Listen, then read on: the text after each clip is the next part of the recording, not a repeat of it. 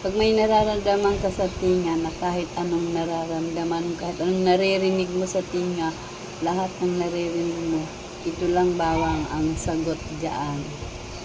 Alam mo kung anong gagawin ng bawang. Babalatan mo. At kukuha ka ng stick. Wala naman akong stick dito.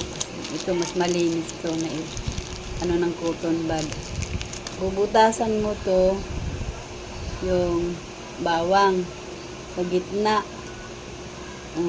Bubutasan mo. Yan. Tapos ikot-ikutin mo para magkaroon ng butas sa gitna. Ikot-ikutin mo para pag tanggal. May butas na siya, 'di ba? O ito may butas na. Kikita. Tapos 'di ba?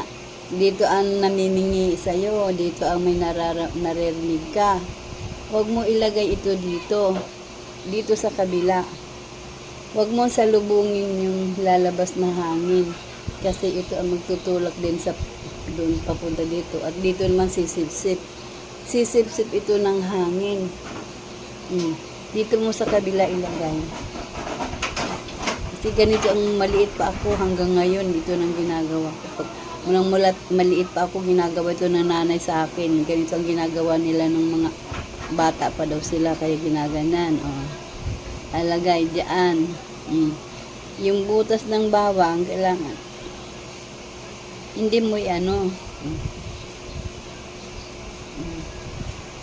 laki-laki ng buta laki ng bawang naman kasi ganyan. Kailangan ang butas ng bawang nakaano dito para doon dadaan ang hangin.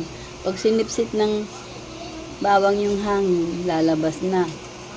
Tanggal mga ilang lang yun, tanggal na ang pang mo sa tinga mo, ugong yan kaya yun ang gamot sa namimingi sa tinga, bawang.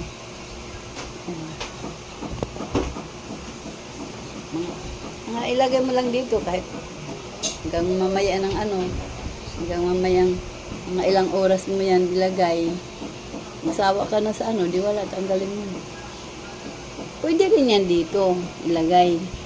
Pero mas maganda dito sa kasi yan ang pag linalagay dito ni nanay linalagay, nawawala naman agad ang naririnig mo dito. Pero pwede rin siguro dito kasi